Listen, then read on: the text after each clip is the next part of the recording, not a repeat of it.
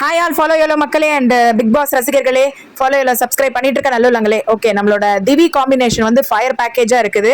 சூப்பரா இதை எடுத்துட்டு போலாம். அவர் ஹீரோ மெட்டீரியல் சொல்லிக்கிறாரு நம்ம வாத்துமெல்லாம் ஸ்டார். ஆனா வந்து அவர் ஆக்சுவலா வினோதோட அட்ஜஸ்ட் பண்ணி ஏன்னா வினோதுக்கு தெரிஞ்சிருச்சு இதை நல்லா சூப்பரா அவர் இந்த டைமை யூஸ் பண்ணிக்கிட்டு பண்ணாருன்னா இந்த கோமாளி மாதிரி இருக்கிற விஷயம் அவருக்கு என்ன அதுதான் கரெக்டா வருது. அதை வந்து இவரோட சேர்ந்து காம்பினேஷன் பண்ணும்போது இந்த திவி காம்பினேஷன் இருக்கு பாருங்க, திவாகர் அண்ட் வினோத் வேற லெவல்ல பட்டைய கலப்புது.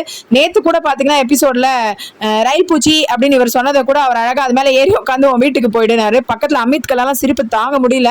நாங்களுமே வீட்டுல பயங்கரமா சிரிச்சோம். அந்த மாதிரி டைம்லி சென்ஸ்லி அந்த டயலாக் டெலிவரி பண்றது இதெல்லாம் இவர் பண்ற கிரிஞ்ச் ஐட்டம்ஸை விட இது வந்து ரொம்ப சூப்பரா இருக்கு. அதை புரிஞ்சு வெளியில இருந்து வந்தவங்க கூட சொன்னாங்க இந்த காம்பினேஷன் பண்ணினா மக்களுக்கு எது ரொம்ப பிடிக்குமோ அதை தொடர்ந்து பண்றதுல வந்து கொஞ்சம் அவர் ஏற்றத்தாழ்வு பாக்குறாரு, பிரஸ்டீஜ் பாக்குறாரு அப்படின்னு வருத்தத்தோட வந்து வினோத் சொல்லியிருந்தாரு. ரொம்ப பார்க்கவே கஷ்டமா இருந்தது. சரி, வினோத்தோட காம்பினேஷன் வந்து பண்றது கூட வந்து ஒரு தராதரம் அப்படி இப்படிலாம் பாக்குறாரு அப்படின்னும் போது இவர் வந்து ஹீரோ மெட்டீரியல் சபரி அவரே இந்த கேரக்டர் எடுத்து சூப்பரா பண்ணாரு. அந்த கேரக்டர் கொடுத்த போது தூக்கி வஞ்சிட்டு இருந்தாரு. ஓகே, பார்வதி தான் தோண்டி எழுப்பிட்டே இருந்தது உட்காந்து. அது மாதிரி இவர் நிறைய விஷயங்கள் இவரை பத்தின அக்விசிஷன்ஸ் இருக்குங்க. யூடியூபர் இல்ல அப்படின்னு போய் சொல்றது யூடியூபர் தான். அது மாதிரி பிசியோதெரபி பண்ணிருக்கேன்னா ஓகே ஃபைன். சைக்காலஜி எங்க முடிச்சிங்க? சைக்காலஜின்னு ஒரு பெரிய கடல் அதை முடிக்கவே இல்லை. ஆனா முடிச்சேன்றது எல்லாம் இங்கிலீஷ் எல்லாம் எனக்கு வந்து கரைச்சு குடிச்சா மாதிரி அப்படின்னு பேசிருக்காரு. ஆனா ஒரு ஹேட்டு கிரிஞ்சு இதுக்கே வந்து மீனிங் தெரியாத ஆளு. அவர் சொல்ற மாதிரி சொல்லணும்னா என் ஸ்மைல் ரொம்ப நல்லா இருக்கு.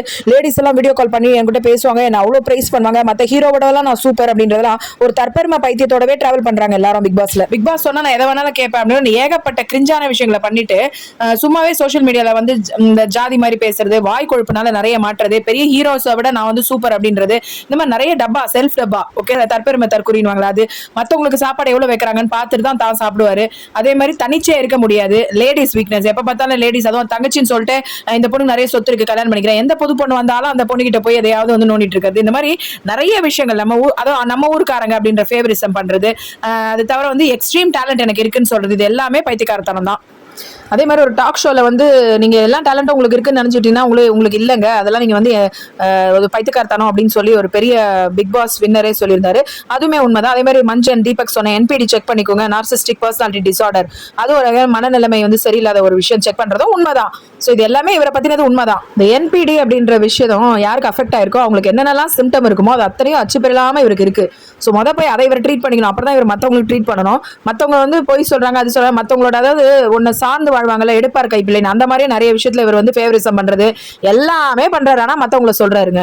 இவ்வளோ மைனஸையும் வந்து அவர் தகர்க்கிற மாதிரி அவருக்கு யூனிவர்ஸா ஹெல்ப் பண்ணி கொடுத்துருக்கு வினோத உள்ள அமிச்சு. அந்த காம்பினேஷனை ஒழுங்கா பண்ணிக்கிட்டு மக்கள் கிட்ட கொஞ்சம் செல்வாக எடுத்துட்டு வந்தானா கமெடியனா அட்லீஸ்ட் வரலாம். அது புரிஞ்சா சரி. ஓகே, பாய்.